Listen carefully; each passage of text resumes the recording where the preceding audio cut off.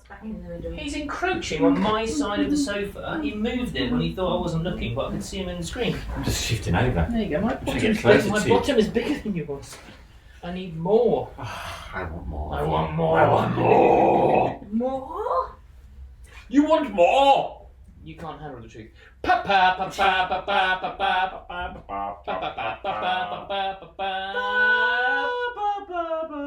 It went a bit jazz. I did. It went a bit bebop. It went a bit wrong when I stopped to see if you were keeping tune, and you just weren't keeping any tune whatsoever.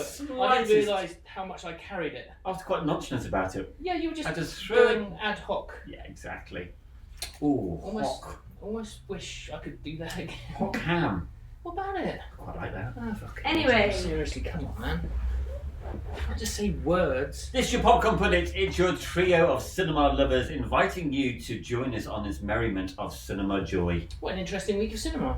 Wasn't it? For me personally, it's been quite an eye-opening week of cinema personally, but I'll tell you all about that in a moment. Because I kind of didn't know what you went to see this week, and I wasn't excited to go to the cinema. But now you described in the advert what you went to see and who was in it. Now I'm feeling a little bit jealous. Ooh, you'll find out in a moment. Yeah. Okay. So the order of this podcast is that Peter gives the top 10 of the UK and British charts. Then we tend to go through the films that we've seen at the cinema, and then Nikki does her sequel. In the past. Number 10. No, sorry. So, is that right, Nikki? Yes. Right. Perfect. So it's Nikki, Peter, and James. Popcorn Pundits. Let's go for it. Okay. So this is the UK and Ireland's top 10 Oh, yeah. up until the 12th of April 2025. Okay, I'm looking forward to this. Number 10 is the film that I went to see this week and you went to see last week, which is a film called Warfare. Warfare. Yeah.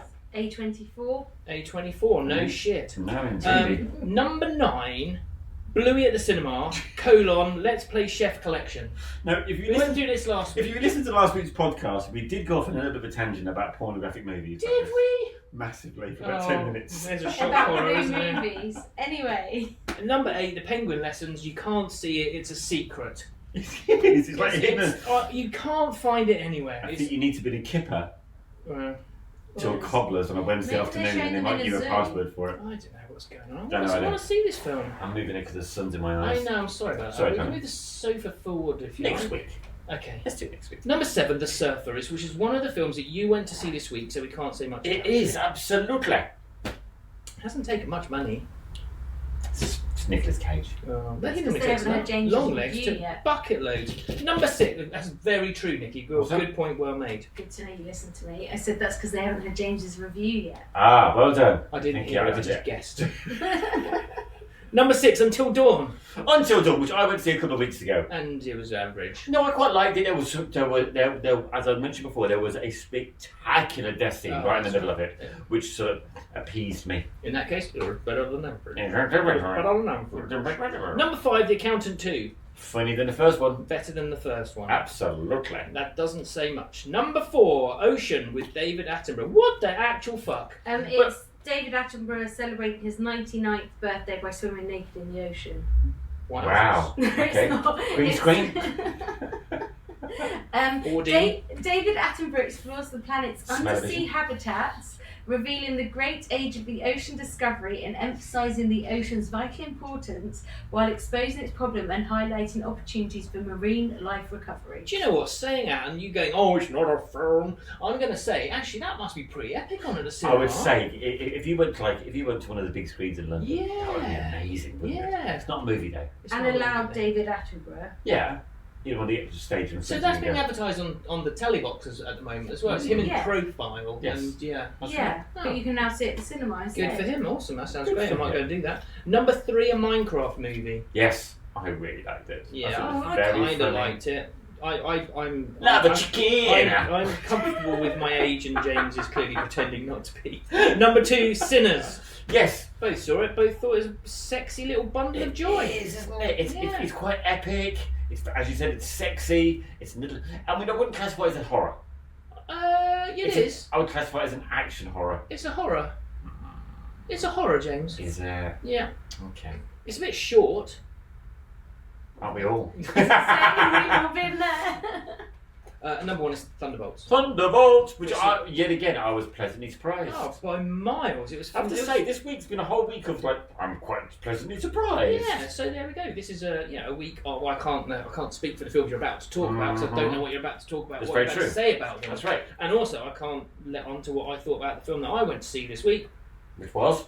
Well, Warfare. But it's not my turn to speak about it. That's very true. I am the sandwich spread in your bread. You are. You know what? You're that little bit of.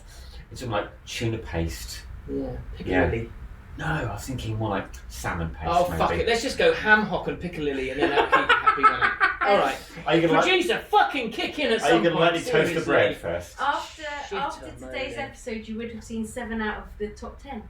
That's not too bad, is it? Beautiful, and that's the UK and Ireland's top 10 up until the 12th of April 2025. February. Where did February come from? Who knows? Wowzers.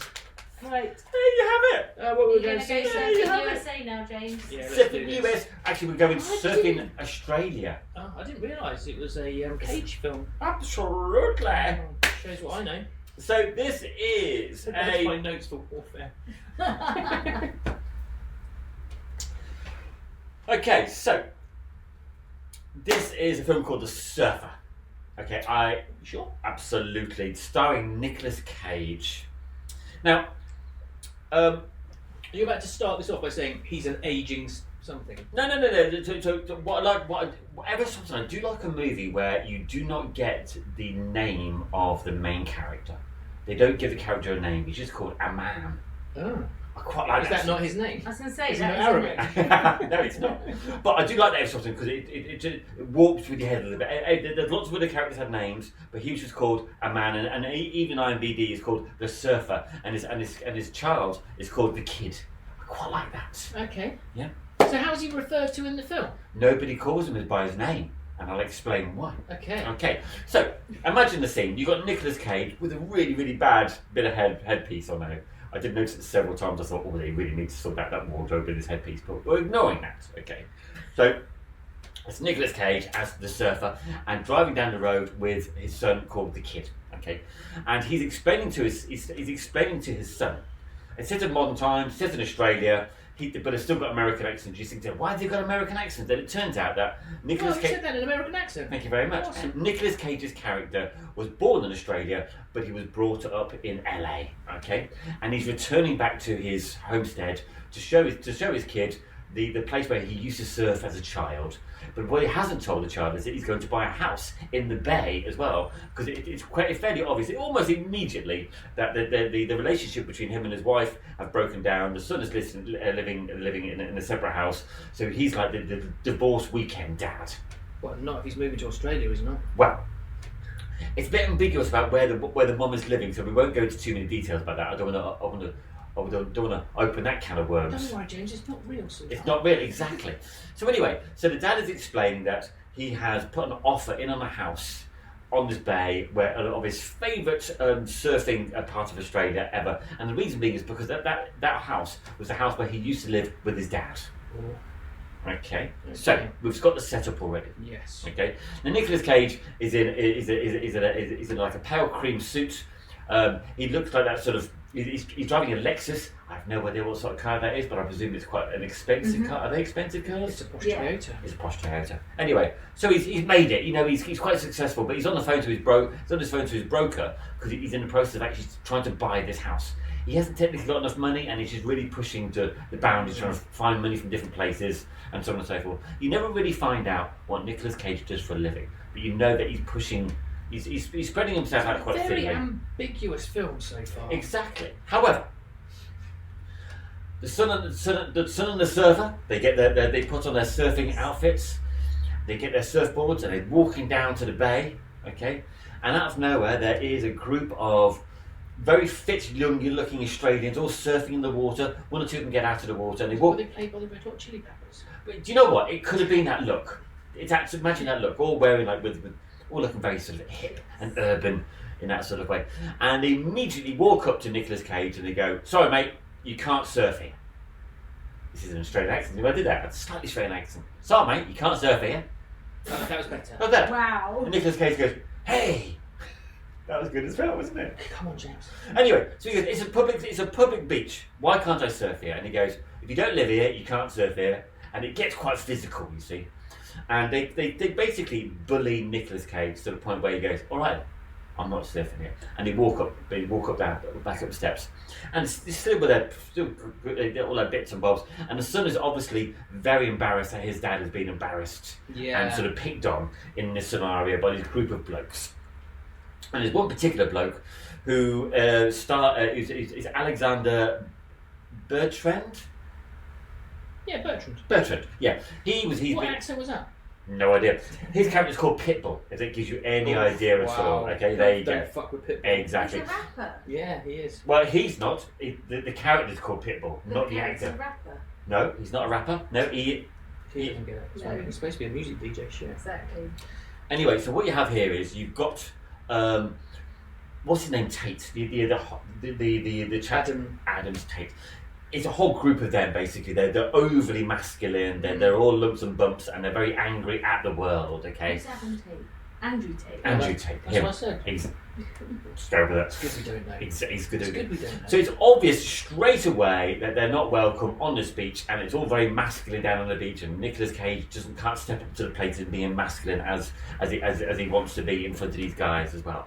So he drops his son back home, and he decides to go back to the beach. Okay. And this one starts going quite surreal, okay? Because during this movie, you get an element of surrealism that Nicolas Cage is famous for. Okay, most Nicolas Cage's movies do have an element of surreal element going in there, and you're not quite sure what's real, you're not quite sure what's reality, and there's an element going on. There starts off an element going on. He meets a homeless guy in the car park who technically lives in the car park because he's got issues with the guys down there as well. Is he allowed to surf? No. But his car's in the car. He's not allowed. They don't like him at all. They don't like him in the slightest. So the movie continues in a really, really surreal sort of setup where at one point Nicolas Cage cannot leave this car park for a number of different reasons. I won't go into the details because I don't want to ruin the story, but he can't leave this car park for a number of reasons. The police are asking him to leave, the surfers are asking him to leave, he can't leave, and his whole persona becomes more and more bedraggled to the point where himself, and this goes over days by the way, it gets to the point where himself and the homeless guy almost swap places at one point. Okay, and at one point Nicolas Cage has no shoes and socks on. He's drinking water from the floor because he can't find a tap to drink from, and at one point he's not quite sure whether he's actually real or not. Right, this is not what I was expecting this film to be at all. I'm so confused. Exactly. So it's 1 hour 40 odd minutes of this movie, and it just continues. I won't tell you what happens at the end, but what you have here is you have a cliche movie of bullies on a beach, and somebody trying to confront said bullies and overly masculinity and all those other things that you'd associate with that sort of movie. But you've got a Nicolas Cage surreal vibe all the way through this movie. From about 10 minutes in, it goes super surreal, and it gets to a point where he's got double gangers. It goes to the point where there is chanting. There's some beautiful moments in it where he's staring at a completely ordinary image, and there's nothing particularly unusual. He could be looking at a seagull, for instance. Okay, and Nicolas Cage is doing his normal angsty look, looking at the seagull. And the way it's filmed is quite normal, but the soundtrack is so bizarre that you realise it puts you on edge completely. Wow. So I've got this kind of cross between Point Break and Eternal Sunshine of the Endless Mind. I like the Eternal Sunshine is a very, very good reference to it. It's got that really sort of vibe going on there as well. It's got a sort of all of the costumes have got like a 1960s sort of vibe going on there as well. Have you ever seen a film called The Ghost? I can't remember. It's got James Franco's brother in it. It's got a very surreal element of what's real and what's not real going on. If you almost feel dizzy watching it because you're not quite sure what's going on at certain points. Right. Okay. So there you go. So that's really, I mean, I don't want to give away the ending because just in case anybody wants to watch it. What bizarre review. And I don't mean that No. It's just a weird film. So I would put it in the same category as Blue Velvet. Okay. So in a David Lynch sort of... Yeah, you with me? I'm way. Yeah, okay. You've got Mandy, which is another Nicolas Cage movie, which I don't think you've ever seen, which is amazing. The Beach, obviously. You love Mandy, don't you? In so many ways. Came and she gave without taking. But she did. She did indeed. And that's pretty much all I'm willing to give away this movie. Not everything you're willing to give away, James. Apart from the score. A score. Absolutely. However, do you have any facts for us first? So I've been looking at the facts. It's actually really hard to give facts. Yeah, don't you plot without spoil. giving spoilers. So I'm just going to give you 2 facts. Yes. One is at a screening Glasgow Film Festival. Director said that there was a snake that featured in the film. There was. And it actually bit Nicolas Cage on the hand. Yes. Shut up. Yes, they actually filmed that, so it's actually in the film as well. And it also received a 6-minute standing ovation at the 77th Cannes Film Festival. How do we feel about no nude dresses at Cannes? Well, I'm not wearing mine this year. Nude? Yeah, I'm not wearing mine this year. No. All the celebs have been told to cover their nips. Yep. And that's just the men. I think it's a sort of Kanye West turn, to be honest. That's all it is, really, to be fair. It's not a nearly nude dress, is it? Anything else for us? No, that's it, because anything else will be spoilers. Okay, so to be brutally honest, you've got to be in the right mood to watch this movie. Okay. Were you in the right mood? I was, and you've got to be, and you've got to be in mood, and you've got to have that surreal. You've got to be open to surreal elements. You've got to be open to the sometimes complete lack of story plot. Yeah. But at the same time, it's visually incredible. It is the plot itself takes you away and then draws you back, and in some cases it's a bit silly, sometimes it's quite profound, and sometimes it's quite dark. So it takes you on a little roller coaster with that as well. I'm giving it a 7.9. Oh, I was 1 away. Ooh, I predicted an 8. He showed me 8. 7.9. That's what I'm giving it. What day of the week would you recommend watching this? Thursday. Clearly a Thursday. Clearly a Thursday. Absolutely. If you'd like a surreal film, and if you're a fan of Nicolas Cage, I'm giving it a Nicolas Cage high kick. Because he carries this movie, or it's a classic Nicolas Cage movie where he carries this movie all the way through. How many movies have been made that can only be done by Nicolas Cage? Well, do you know what I mean? There's exactly. probably 10, isn't there? Yeah. If anyone else did it, you'd be like, absolute bag of bollocks. But Nicolas Cage carries Smashes that it. persona, doesn't he? And there is a certain type of filming style that he uses, a method of acting. I can't remember the name of it now. Yeah, that whole kind of Bet Lynch thing you were talking about earlier on, that's... Overacting to the point where it's acting. Yeah. And everything is... all the emotions are underneath the microscope. But what's quite interesting is you keep expecting, all the way through this movie, for him to have his Nicolas Cage blowout. There's always a point in a Nicolas Cage movie where he goes wide-eyed and he loses his bits and just goes completely bonkers. And there's one element where he does that, but he doesn't do it as in the way that you'd expect, which is quite interesting. He's getting busy again, isn't he? Very busy. He's got a resurgence of people's respect towards him, I think. Cool. Well, thank you, James. Thank you very much. I recommend it. I do recommend it. Thank you very much. Out on that. Thank you. Right. So there you go. That's my review of The Surfer. Okay, so I went to the cinema last night. Yes. And I went to see a little film called Warfare. It is a film, isn't it? Yeah. It's a 15 certificate. And it's 1 hour and 35 minutes long. Yes. Which I was quite surprised about, because when you're in it, it feels like it's going to be a 2-hour... It does. It feels like everything's been layered, doesn't it? Can you just remind us what you thought of it last week? Can you just give us a bit of a... Can you just have a bit of a backtrack as to what it was? Because I kind of forgot what you said last week, and I went in knowing it was going to be a bit crash bang roll. I think you said it was kind of like a heist type, type movie, and it didn't really move around. It was kind of like mono location. Yeah, that's right. It was a stationary, stressful heist movie that had gone completely wrong. The sound is incredible. Did you say soundtrack, or was it sound? The sound. There's no soundtrack. You said that like the sound in the film acted like a soundtrack, or something along those lines. Without a shadow of a doubt.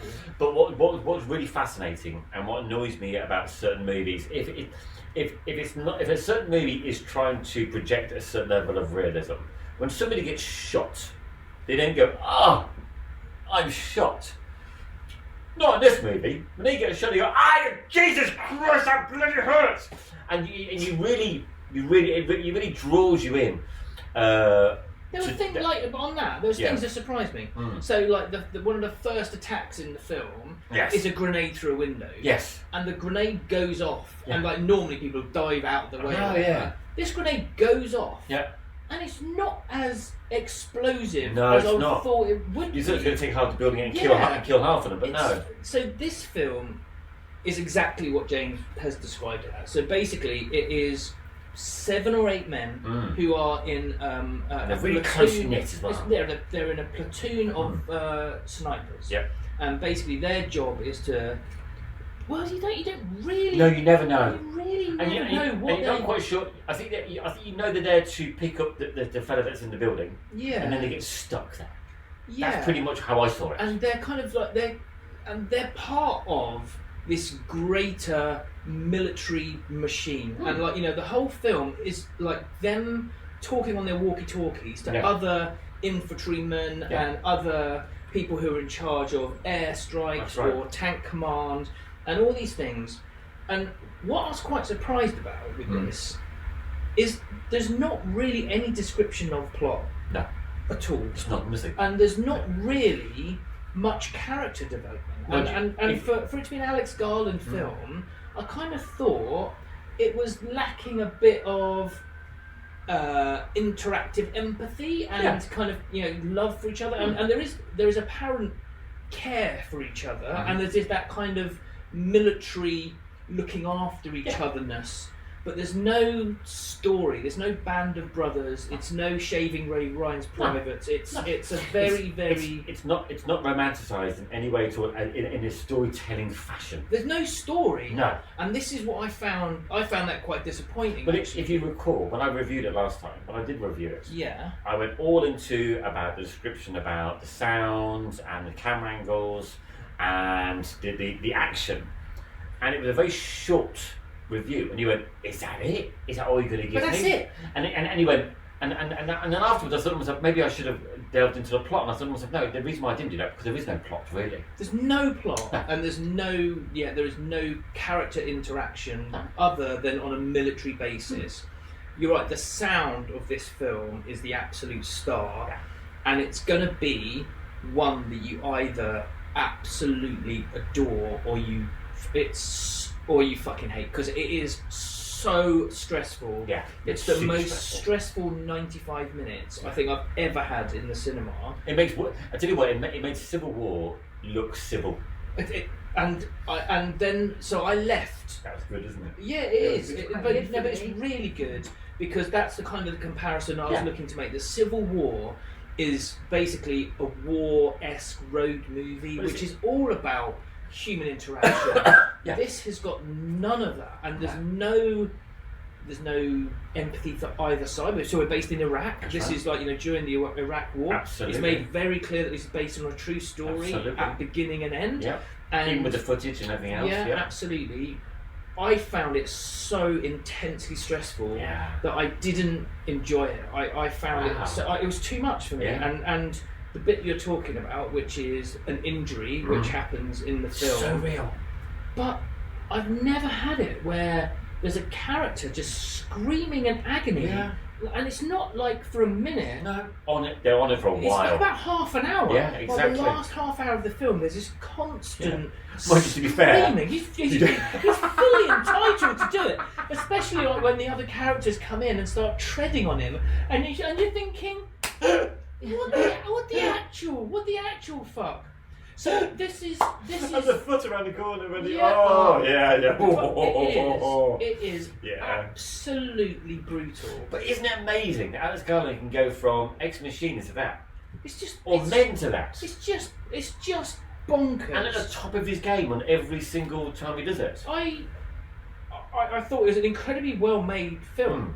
I just didn't enjoy it. Yeah. But for me, I just didn't need to put an evening to that. Yeah. Because it was so much, and an hour and 35 minutes. It's as close as you're going to get to a flying ball documentary. Oh yeah. It's so realistic. Because nothing's glorified. And what I loved there are moments where you get one soldier and it'll come out. And you think, oh, he's going to do a Rambo, he's going to go and kill everybody. No, you don't get any, there's no Rambo moments at all. And there are moments in this where they do certain military manoeuvres, and you're thinking, it's got to kick off. Why would you do that? Exactly. That's just a completely bizarre thing to do. Yeah. And anyway, so there we go. I mean, so totally agree with your review last week, and I didn't last week because I just thought you were selling it short. It's not sold short, it's just if you're really into your fucking hard military films, you're going to love this. Yeah. If you're into significant pain and gore, you're going to love this. Yeah, but if you're after storytelling, yes, not there. And if you're after Will Poulter in this, by the way, brilliant. Wasn't he? Wasn't he? But isn't it strange how he went from that to Death of a Unicorn? Yeah. And in the same week we saw him, and he went, "That's not right. I mean, what a versatile actor." I think we're going to have to move on, unfortunately. Okay, Nikki. You didn't factor it last week. Score.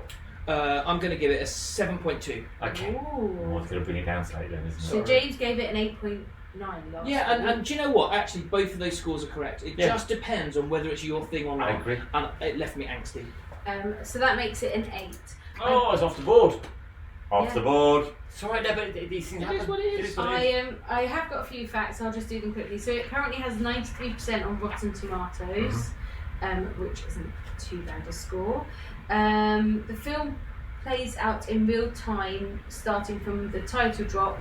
At that point forward, the time depicts the real duration of the mission itself. Yes. Because it's based on the memories of each SEAL team member. They say that at the beginning. Yeah, present during the mission. Each of the scene was corroborated by at least 2 or more SEAL team members. Get me saying corroborated. Yeah. And Warfare is a love letter from director Ray Mendoza to Elliot Miller, who, after traumatic events of the Ramadi operation, doesn't remember what happened to him. Oh, I don't blame him. And I think I said this last week, but the cast did not actually audition. They were selected from interviews with the directors, Alex Garland and Ray Mendoza. This was because the directors were looking for the right attitude in each actor. Yeah. They knew the film would be tough to shoot, and that required actors to push themselves mentally and physically. Yeah, they did that thing at the end where they compare pictures of the actors and the actual characters they played side by side. I do like and the casting was epic. I mean, it was so good. Good, that's fantastic. Well, that's another fine review of the film Warfare. So we're going on to the third film of today's podcast, which is The Uninvited. Now, I came across this film completely by accident. I was flicking through my local cinema listings, and I was there, and I saw this thing called Uninvited, and the actual image of the poster for this movie looks like the film. It looked like the film, how the film was going to be. It's 6 coloured squares. That's exactly what it is. And I instantly looked at it and I thought, 1970s Woody Allen movie. Yeah. That's exactly what I thought. Yeah. A number of different personalities interacting for some strange reason, and then dispersing, and nothing really going on. So when you look at the image, you think to yourself, yeah, that ticks all those boxes as far as I'm concerned. So this is a film that's starring Elizabeth Reeser and Walter Goggins, but also Pedro Pascal and Rufus Sewell. Oh, okay. Yes. Love him. Now, he's a handsome bugger, isn't he? Oh my god, he's one of the most beautiful men as well. And but the star of the show is Lois Smith? Lois Smith. And she plays a character called Helen. Okay. So what you have here is you've got Walter Goggins, who is really coming out as he's in White Lotus. He's also in that adaptation on Prime about the video game. I think it's called Fallout. He's done incredibly well with that as well, and he was also in Hateful Eight as well. Just 1 second. Carry on. Okay. Oh yeah. Yeah, you with me? Yeah. You've caught up. Yeah, okay. Yeah, great. And he plays a character called Sammy, and this is set in Hollywood. It's set into Hollywood Hills, okay.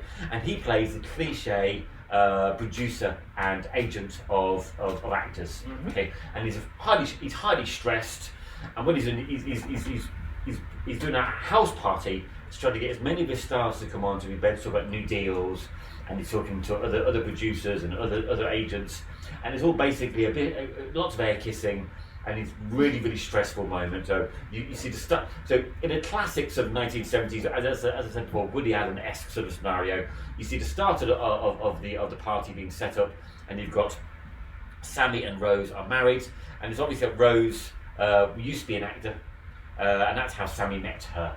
And then Rose is played by Elizabeth Reeser. She's got these incredible dark eyes, this character, amazing dark eyes.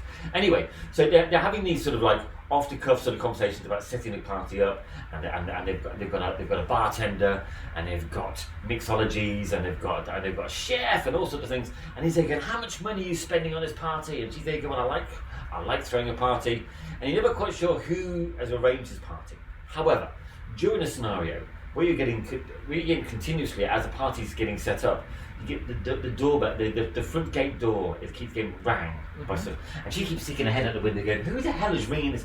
So she eventually comes downstairs, and there is a car outside. I'm not quite sure what car it is. It looks like an old small car. That's what I think it was silver. That's what we're getting from it. It had wheels and everything. That's fine, James. And behind the steering wheel is a lady called Helen. Hello. Helen. And Helen's obviously lost.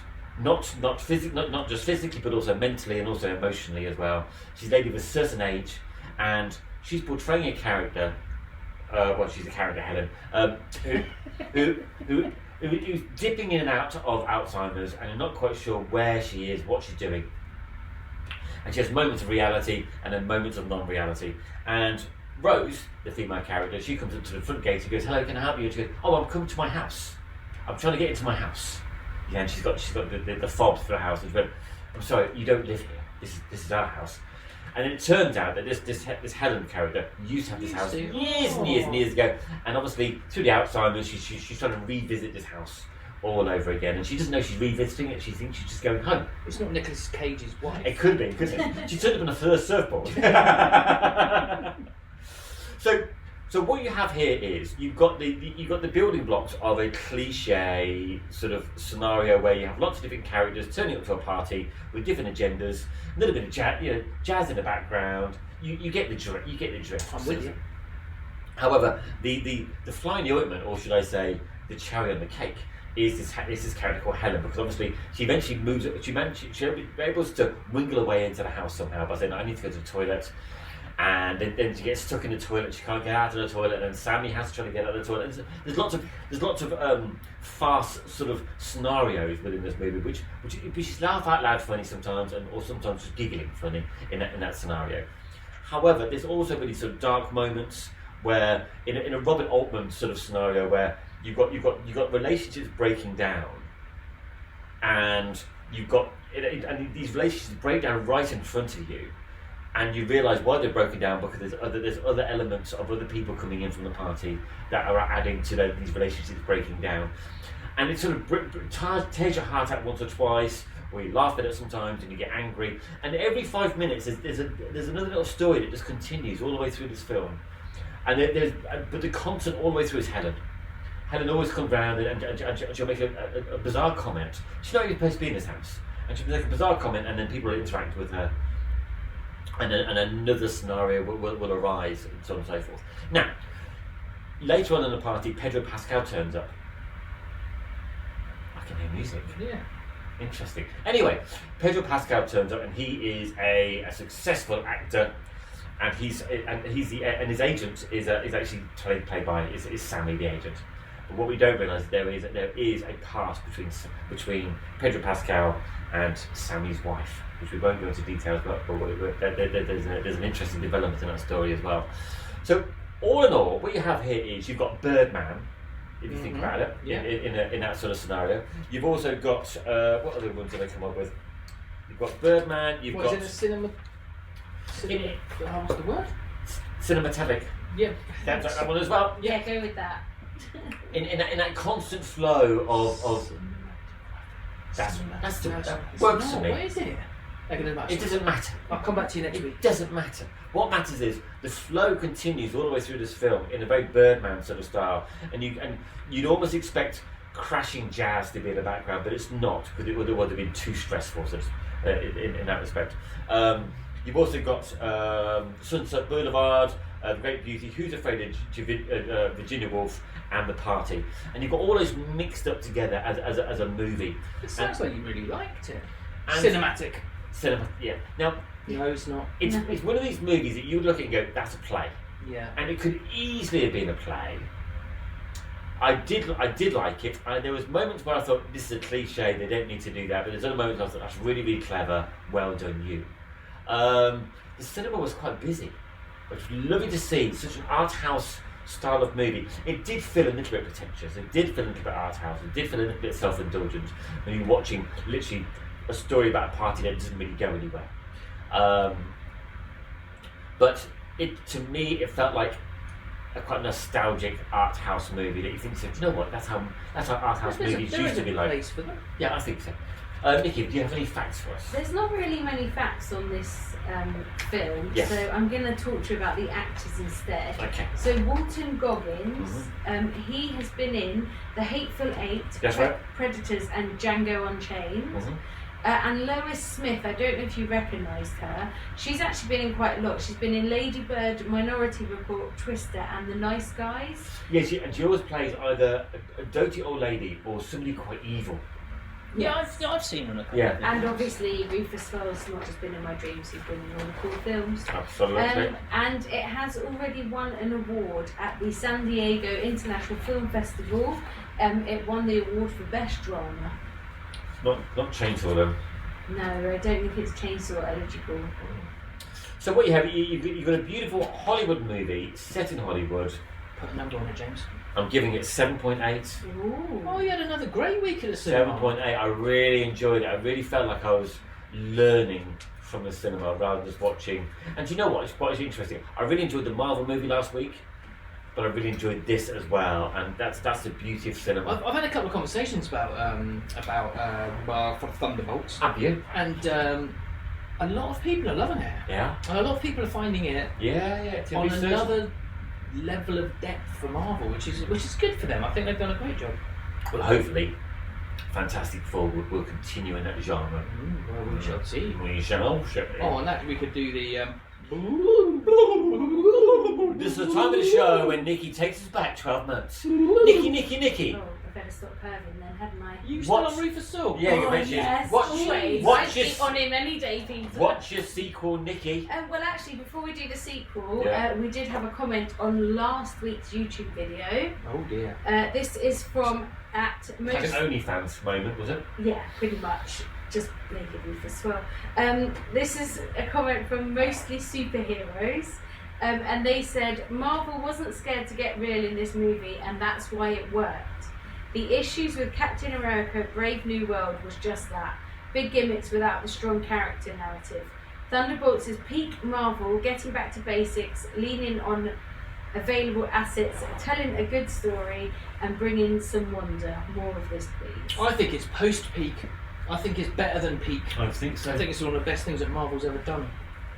Well done, Marvel. Yeah, and thank you for the comment. That's really appreciated. Yeah, thanks. We will reply back to that on YouTube. And if you've like to get in contact with us, we're going to tell you all about that at the end of the show. Yes. Yes, we are. Can we now go? 12 months. What's happened 12 months ago? Okay, so we were week 29 and everyone was back in their usual seats. Oh, thank goodness. Because James had been allegedly poorly. And he got delegated apparently to the back seat. Okay.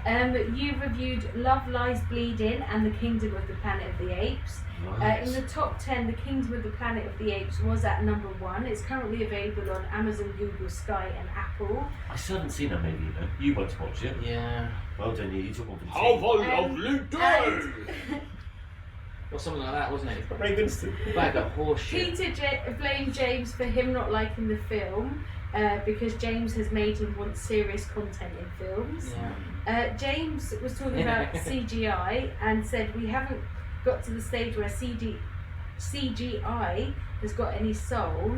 When you use it sparingly, it works, but not for the whole film. And You were ill indeed, weren't you? It was quite profound for me, wasn't it? Peter Did he say all of those words in that order? Yeah, he did. I literally typed it as I was listening. Wowzers! Isn't dogging you anything? Peter gave it a 6 and said not even Samuel L. Jackson could save this movie. You also reviewed Love Lies Bleeding, which is available on Google, Sky, Apple and Prime. It's not on our board. No, it's not. It's not. No. Peter watched it at 9 p.m. He said he was really tired and might have fallen asleep. There's a lot of shooting in it, so he may have been woken by the shooting. James put it down as a mean movie, sexy, violently, very cool, but not cliche. And both said they would like to go and see it again. And the score was 6.8. I don't remember it. It's the weren't they wrestlers? It was. And there was lots of shooting. It was. And it's the girl from Twilight. Oh, I remember it. Yeah. I wouldn't see it again. No. No. That's Kristen Stewart, isn't it? Yeah, that's right. the girl from Twilight. Yeah. That's it.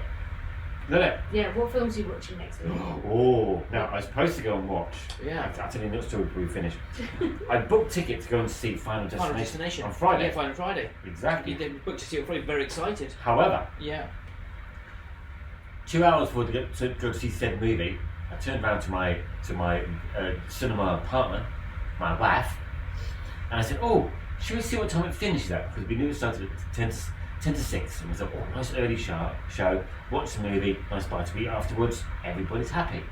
Didn't realise that the film finished at 11:30. I went, how does that work? Then we did some investigating. It was a double bill. It was Final Destination 1 and then Bloodlines afterwards. Oh, wow. And I was really up for it. Somebody else wasn't. The what? Yeah, the what? So very, very intelligently said, that's too much in one night. So we parked it, so we're going to be watching it this week. Okay, fair enough. There you go. As a single bill. As a single bill. Okay. Friday night. There's other shit out this week, isn't there? I believe. Is there now? I will just let you know next week. Exactly. There you go. Final Destination is the film for next week. There will be others to be added to it. There you go. Perfect. So if you want to get in contact with us, you can leave a comment under our YouTube video. Okay. We'd like you to do that. Yep. You can contact us on Instagram. We've got a Facebook page. We do. We're on the TikTok. We are. You can message us directly on WhatsApp. And you can leave us a voice note message, which we've not had for some We time. haven't had one for ages. An age. We've been nice for a while. Tucker TV. Get your finger Yeah, out. come on, Tuckers. Come on. Seriously. And TTD. Leo. Oh, Leo. I think he stopped going to the gym or something. Something's happened. Something's happened. Anyway, so there you go. Get in contact with us. Get involved. Why not? Why not? We do. We do. Week 81. You're not finished though. What we're doing the last Friday of the month. Oh yes. Last Friday of this month, which is the 30th of May, we are hosting a cinema screening of Wicked Little Letters I totally forgot what it was. at the Borland Library. And Do you know what I was? I was thinking of the Bookhouse Library, Yeah. the Bookhouse Cinema, Yeah. and I was thinking, don't forget how to say that, and then you looked at me to ask me what the film was, and I totally forgot what the film was. Two things in your head. don't we? Great film. Great film. Great film. Great cinema. Great cinema. Absolutely. So if you're free on May the 30th, Friday, and if you're not free, cancel everything and book a ticket to come and see Wicked Little Letters at Borland Library. It's a fantastic screen. There's some yummy snacks that raise money for charity. Your ticket goes towards the library, and the yummy snacks go towards food share. We have a little chat before the movie. We explain why we like it, why we don't, what we like all about it, why we've chosen a movie. And you get to sit the movie in nice peace and quiet, with nobody talking. It's lovely. That's all we've got to say about that. That's all we've got to say about that. Happy days.